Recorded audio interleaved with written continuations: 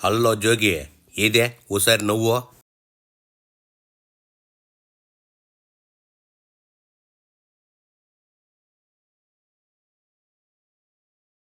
నవ్వమంటే అట్టా దీనంగా చూస్తావేంది? పెనుగులూరులో బోడె దెబ్బకి నీ బ్రతుకు బస్టాండ్ అని నీకు అర్థమైపోయిందే ఏందే? సర్లే, ఏం చెప్పడానికి వచ్చావు చెప్పు. జగనన్న మమ్మల్ని నిలబెట్టాడు. జగనన్న మా కుటుంబాన్ని నిలబెట్టాడు. ఓహో, జగన్ నీ కుటుంబాన్ని నిలబెట్టాడని చెప్తున్నా. అవును జోగి, నువ్వు ఎంత దోచుకు తిన్నా మళ్ళీ నీకు టికెట్ ఇచ్చాడుగా. మే 13వ తారీఖు ఎప్పుడు వస్తుందా? పోలింగ్ స్టేషన్ ఎప్పుడు తీస్తావా? ప్రజలందరూ కూడా ఒక్కటే ఆతృత. ఏంది జోగు, ఎన్నికల రోజు ప్రజలకి ఆత్రత ఉందని చెప్తున్నావు? ఆ ఆత్రత మిమ్మల్ని ఇంటికి పంపించడానికి ఉందేమో, కూసింత చూసుకో. చంద్రబాబు నాయుడు అండ్ కో తట్టుకోలేక కడుపు మంటతో జగనన్న మీద దాడి చేయించాలి. జగనన్న మీద దాడి చేస్తే ఏదో ఒక విధంగా బస్సు యాత్ర ఆగిపోద్ది అని ఒక కుట్రతో ఇటువంటి దురాఘాతానికి పాల్పడిన ప్రతిపక్ష నాయకుడు నారా చంద్రబాబు నాయుడు. జగన్పై బాబు దాడి చేపించాడని అంటావేంది? ఆ లెక్కన బాబుపై కూడా రాళ్లు వేశారుగా. ఆ దాడి మీ జగన్ చేపించాడా? అదేవిధంగా అతనికి వెన్నతో పెట్టిన విద్య. ఇటువంటి కార్యక్రమాలు చేయటం, నేరాలు చేయడం ఎవరికి వెన్నతో పెట్టిన విద్యో కోడికెత్తి వివేక మర్డర్లతో అందరికీ తెలిసిపోయిందిలే జోగి. ఆ రోజున పాదయాత్ర చేస్తున్నప్పుడు జగనన్న మీద దాడి చేయించిన పరిస్థితులు మనం చూసాం. బాబు తనని కోడికెత్తితో పొడవమన్నాడని సీను ఇంతవరకు చెప్పలేదుగా. ఇది ప్రజాస్వామ్యవాదులందరూ కూడా ముక్త కంఠంతో ఖండించాలి. చంద్రబాబు నాయుడు నిజస్వరూపం ప్రజలందరూ కూడా తెలుసుకోవాలి. చంద్రబాబు నిజస్వరూపం అదే అయితే 14 ఏళ్ల పాటు ఆయన సీఎంగా ఎట్టా కొనసాగాడు? కుప్పంలో చంద్రబాబు నాయుడిని ఓడించండి.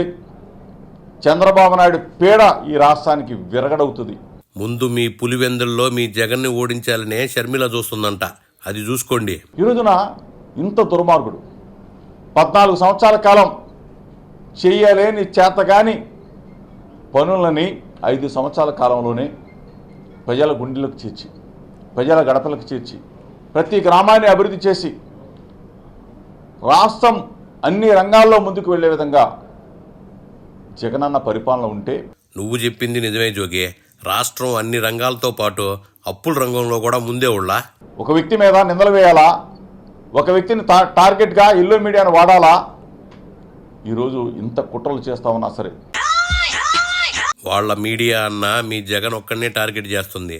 అదే మీ బ్లూ మీడియా అయితే కూటమి మొత్తాన్ని టార్గెట్ చేస్తుందిగా. 31 లక్షల మందికి ఇళ్ల స్థలాలు ఇచ్చి ఇల్లు కట్టించే ప్రతి కుటుంబం ఈరోజు నిన్న అన్ని గ్రామాల్లో పర్యటిస్తూ ఉంటే సంతోషంగా జగనన్న జిందాబాద్, మాకు గూడునిచ్చాడు, మాకు నీడనిచ్చాడని చెప్తున్న పరిస్థితులు.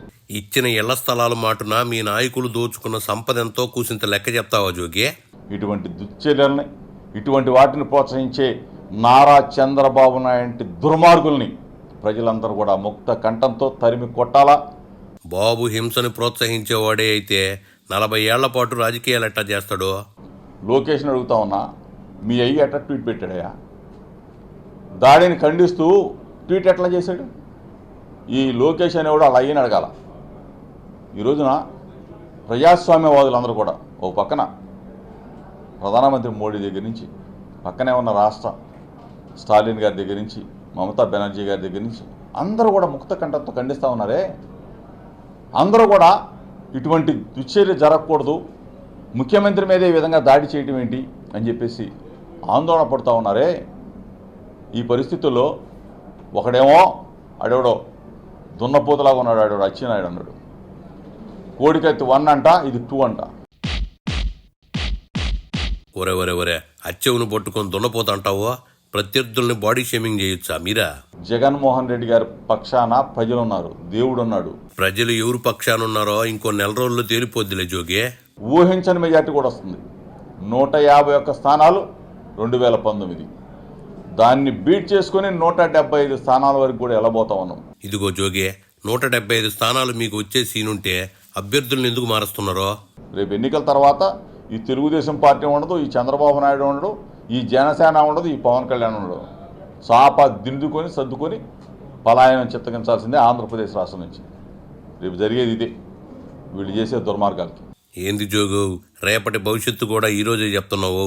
మంత్రి పోస్టులో పని లేకపోయేసరికి జ్యోతిష్కం నేర్చుకుంటున్నావా ఏందే? చెప్పినంత వరకు జాలుగానే ఇంక బయలుదేరు.